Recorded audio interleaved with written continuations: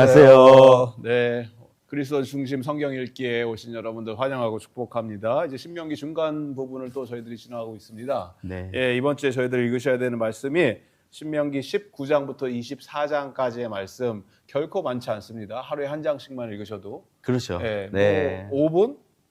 5분은 투자할 수 있잖아요. 양식. 할 수 있죠. 하나님 말씀. 드라마 50분 동안 보는데. 네, 5분 네. 읽어야죠. 예, 그래서 이번 주 19장, 20장, 21, 24장까지 좀 읽어주시고 하나님의 백성다운 삶이 무엇인지 우리가 그리스도의 자녀들, 군사들로서 어떻게 살아야 되는지를 고민해 주시고 오늘은 신명기 19장의 말씀을 가지고 목사님께서 잘 설명을 해주시면 감사하겠습니다. 네. 그래서 이제 저희가 신명기도 벌써 중간 부분을 이제 좀 지나가고 있죠. 이 부분은 이제 모세가 율법을 다시 설명하는 부분입니다.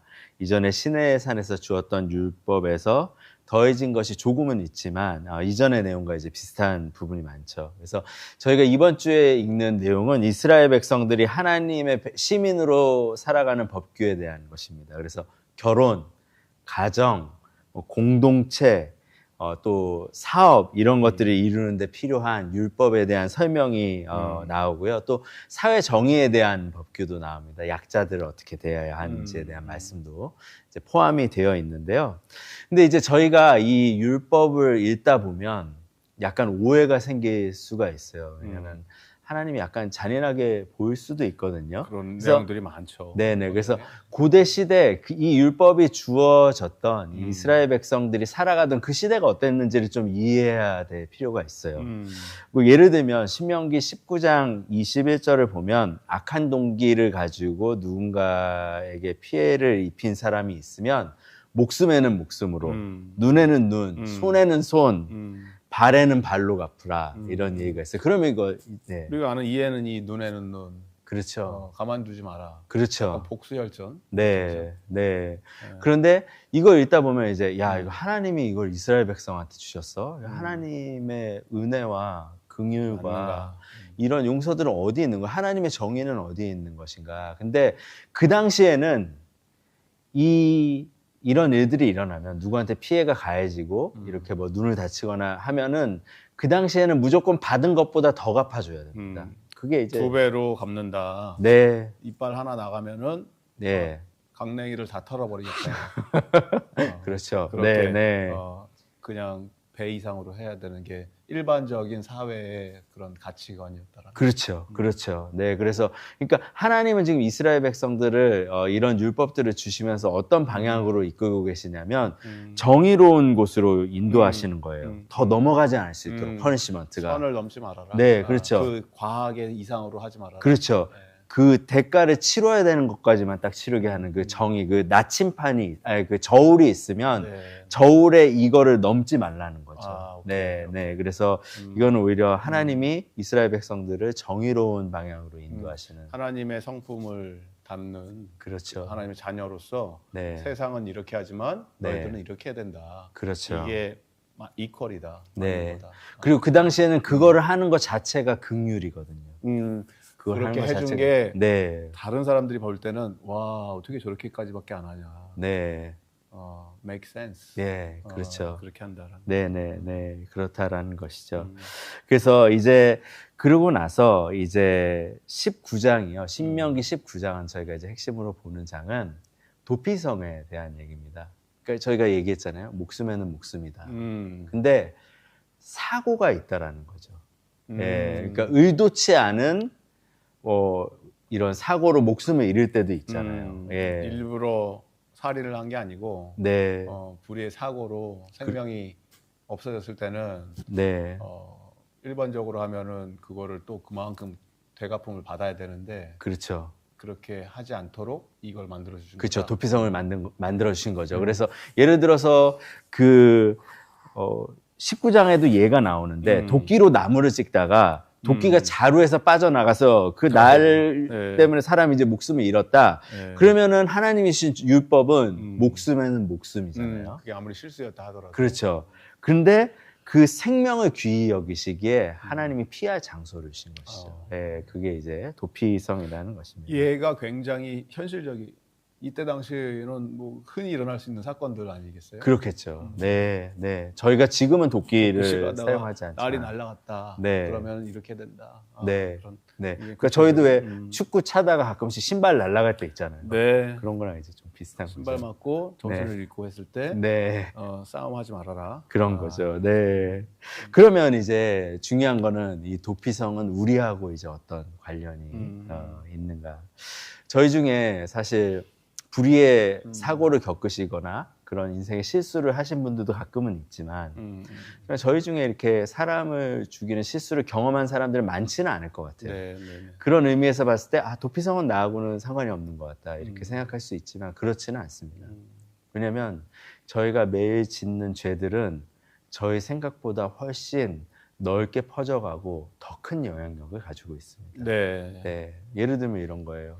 누군가가 내가 어떤 사람한테 피해를 줬는데 그 사람이 정서적으로도 아파지고, 예를 들어서 가장인 사람한테 제가 김재웅 목사님한테 그 피해를 준 거죠. 정신적이고 또 육체적인 피해를 준 거죠. 그러면 그게 목사님에서 끝나는 것이 아니라 목사님 가정에도 그 피해가 전해지고 또 목사님이 오랫동안 일어나지 못하면 자녀들에게까지 그 피해가 네, 네. 이렇게 확장되는. 네, 그래서 그렇죠. 죄는 저희가 의도치 않게 나는 누구 다른 사람들을 해야지 하려고 그런 게 아닌데도 불구하고 죄의 영향은 그렇게 크다는 거죠. 저희가 창조물에 대해서 짓는 죄들, 간단하게 어떤 오염을 시키는 거에 이렇게 저희가 의도하지 않고 했다고 하지만 그런 것들을 통해서 지금 이제 저희가 계속해서 보지만 인도도 그렇고 지금 사우디에서도 그렇고 50도가 넘게 넘어가는 상황에서 네. 뭐 지금 그 사우디에서 1,000명 이상이 죽었다라는 그 뉴스가 나오더라고요. 그러니까 근데 저희도 모르게 의도하지는 않았지만 저희가 함께 동참하고 있는 그 오염이라든지 환경 파괴라든지 그런 것들이 저희 생각보다 훨씬 넓게 퍼져나갈 수 있다라는 거예요. 그런 것으로 봤을 때 저희에게도 성경이 얘기하는 죄의 삭스 사망이라고 얘기하는 것처럼 예, 저희도 사실은 누구보다도 도피성이 필요한 그런 네. 사람들이기도 합니다. 네. 그래서 이제 그리스도 중심으로 이제 저희가 이걸 연결해 보면 복음하고 연결해 보면 우리한테 도피성이 돼주시는 분이 누구시냐는 것이죠. 예. 지금 우리는 어떤 물리적이나 지리적으로 숨을 수 있는 곳이 없잖아요. 네. 흔히 얘기하는 어디론가 이제 잠수를 좀 타고 싶은데 네. 어디로 가야 되나? 네. 네, 어디로 가야 돼요? 어려워요. 갈 때가. 목사님은 지금 시드니에서 멜번으로 잠수 타러 오신 거 아니에요? 왜 도피성인가요? 아닌데. 할러데이인가? 네, 네. 그래서 우리의 도피성이 되시는 분은 예수님이시라는 거죠. 네, 네. 예, 그래서 사실은 저희는 죄의 그런 삭스로부터 도망칠 수 없는 사람들인데, 갈 곳이 없는 사람들인데, 결국은 죄 심판을 받아야 되는 사람들인데, 예수 그리스도께서 십자가에서 저희를 대신해서 죽으심으로 말미암아 우리의 도피성이 되주신 것이죠. 네, 저희가 심판받지 않고 그리스도의 그 보혈 안에 그렇게 그 긍휼을 경험할 수 있는 그런 도피성이 되셨다. 근데 이제 도피성은 이렇게 심판을 피해 주는 것만으로 끝나지는 않았습니다. 네. 네, 이제 도피성에 대한 일들이 나중에 여호수아서에서도 더 자세하게 보고 하는데요. 도피성에 있었던 사람들이 거기서 계속 숨어 있어야 되느냐? 왜냐하면 밖으로 나오면 복수를 당할 수 있었어요. 약간 감옥처럼 되는 거죠. 네네, 그렇지. 약간 감옥인 거죠. 근데 그때 그 사람들이 자유를 얻을 수 있을 때가 있었어요. 그때가 언제냐? 대제사장이 죽었을 때. 예. 그건 또 뭐예요? 어떤 의미예요? 네, 그러니까 대제사장에게 그 죄가 전가된 것처럼 그렇게 생각할 수도 뭐 영예적인 그 의미를 생각할 수 있겠지만 그 부분에 대한 자세한 것들은 제가 적혀 있는 것들은 발견하지는 못했어요. 그러니까 영적인 의미를 좀 저는 생각을 하게 되더라고요. 네, 그래서 근데 우리의 대제사장 되시는 분이 예수 그리스도시잖아요. 그렇죠. 예수님께서 우리의 죄를 대신해서 지시며 또한 그분의 생명을 주셔서 우리를 자유하게 하셨죠. 예, 하나님의 심판 가운데 더 이상 떨며 살아야 되는 사람이 아니라 우리가 이제 자유함으로 하나님의 자녀로서 살아갈 수 있는 그 은혜를 주셨습니다. 그래서 저희에게 일어나야 되는 일이 있습니다. 저희도 사실은 저희 죄의 본성은 어떤 피해를 입었을 때, 어떤 예를 들어서 누군가가 나한테 나쁜 얘기를 했을 때 우리도 복수하고 싶은 마음이 있고 네. 우리도 더 크게 갚아주고 싶은 마음이 있거든요. 그런데 저희는 이미 그 도피성의 은혜를 경험한 사람들이라는 거예요.